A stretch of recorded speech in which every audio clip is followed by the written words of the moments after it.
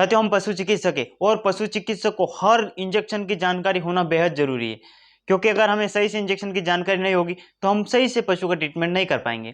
तो साथियों, आज के इस वीडियो में आपको बताने वाला हूं कि आप हाईविट इंजेक्शन जो मल्टीविटामिन का आता है, इसको आप कैसे उपयोग कहां पर कैसे कर सकते हैं और बेहद शानदार अपनी फील्ड में काम कर सकते हैं। तो साथियों, वीडियो स्टार्ट करने से पहले चैनल पे नए हैं, पहली बार आए तो चैनल को सब्सक्राइब करना बिल्कुल भी ना भूलें। तो साथियों, जो हाईविट इंजेक्शन आता है, जो मल्टीविटामिन इंजेक्शन आता है, यह प्रेगनेंसी से पे इसको आप प्रेग्नेंट पशु को लगा सकते हैं। सबसे मेन डाउट यह है कि यह हम प्रेग्नेंट पशु को लगा सकते हैं, किसी प्रकार की कोई भी दिक्कत नहीं आती है। डिजीज की बात करें तो अगर पशु हीट पे नहीं आ रहा है, बार बार गर्मी पर नहीं आ रहा है और ठहर नहीं रहा है, तो वहां पर भी आप इसको 10 से 15 ml इंट्रामस्कुलर लगा सकते हैं। इसके अलावा पशु को एसिडोसिस हो गया है या पशु को एल्क्लोसिस हो गया है, तो वहां पर भी आप इसको लगातार 102 दिन तक 10 से 15 ml पशु को इंट्रामस्कुलर लगा सकते हैं।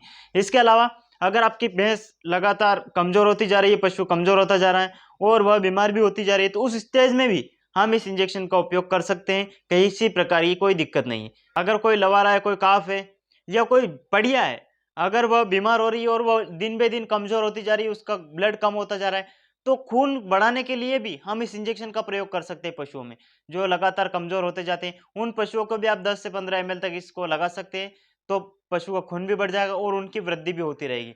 इसके अलावा हम इस इंजेक्शन को कई अलग तरह से भी प्रयोग कर सकते हैं। जैसे पशु को अगर तनाव हो गया है, अब तनाव कैसे हुआ है पशु को, पशु बंधा बंधा चल रहा है, यानी पशु अकड़न के साथ चल रहा है, पशु अपने शरीर को अकड़ के चल रहा है, पशु बीमार हो रहा है, 2-3 दिन से बीमार चल रहा है, अकड़ के चल रहा है, तो वहां पर भी आप इस इंजेक्शन को 10 से 20 ml तक इंट्रामस्कुलर लगा सकते हैं। तो पशु की सारी अकड़न भी दूर हो जाएगी, पशु को अगर तनाव है तो वह भी दूर हो जाएगा। इसके अलावा अगर पशु का आपने ट्रीटमेंट कर दिया, मान लीजिए 2 दिन से पशु का ट्रीटमेंट चल रहा है और वहां पर पशु खा तो रहा है लेकिन बिल्कुल कम कम खा तो रहा है लेकिन बिल्कुल कम कम खा रहा है, तो उस स्थिति में भी हम इस इंजेक्शन को 10 से 15 ml पशु को लगा सकते हैं। किसी प्रकार की कोई दिक्कत नहीं। लेकिन ध्यान यह रहे कि यह केवल हमें इंट्रामस्कुलर ही लगाना है। अगर आईवी लग जाएगा तो पशु के लिए खतरा हो सकता है और पशु की डेथ भी हो जाएगी।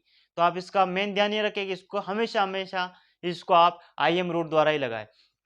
इसके अलावा हम कई भी अदर डिजीज में जहां पर पशु को अकड़न के साथ चल रहा है, जहां पे पशु 15 दिन से बीमार है पशु, तो उस स्थिति में भी हम इसको लगा सकते हैं।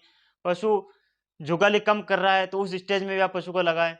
और पशु खलदत नहीं खा रहा है, केवल हरा चारा खा रहा है, खलदत नहीं खा रहा है, पशु दाना बांटा नहीं खा रहा है, तो उस स्थिति में भी आप मल्टीविटामिन का इंजेक्शन लगा सकते हैं। इसके अलावा पशु अगर जूते चप्पल खाने लगा, पशु दीवारों को चाट रहा है, तो उस स्थिति में भी हम इस इंजेक्शन को लगा सकते हैं। इसके अलावा पशु अगर गोल गोल चक्कर काट रहा है, पशु गिर रहा है, खड़ा हो रहा है, बैठ रहा है, उस स्थिति में हम विटामिन मल्टीविटामिन इंजेक्शन का प्रयोग कर सकते हैं। बेहद शानदार रिजल्ट देखने को मिलता है। यूं कहे तो हम कई सारी स्थितियां ऐसी जहां पर हम इस इंजेक्शन को लगा सकते हैं, लेकिन लोग इसका बहुत कम उपयोग करते हैं। जहां तक मैं जानता हूं, लोग इसको बहुत कम यूज करते हैं, बहुत ही कम लगाते हैं। तो साथियों, इस इंजेक्शन को आप यहाँ पर लगाएं और बेहद शानदार अपने पशुओं में लेकर इसको पाए। इसके अलावा अगर किसी पशु का दूध लगातार कम होता जा रहा है, तो उस स्थिति में भी आप इसका उपयोग कर सकते हैं। बहुत अच्छा रिजल्ट देखने को मिलेगा। तो साथियों, इसको हम कई तरह से लगा सकते हैं और इसको हमें केवल आईएम लगाना है। प्रेगनेंसी से पे प्रेग्नेंट पशु को आप बिल्कुल लगा सकते हैं। डोज की बात करें, लार्ज एनिमल में आप 15 ml से लगाकर 20 ml तक, छोटे पशु में 2 से 3 ml तक आप इसको इंट्रामस्कुलर लगा सकते हैं। तो साथियों, देखते रहिए हमारे चैनल को और सब्सक्राइब भी जरूर कर ले। तब तक के लिए जय हिंद, जय भारत।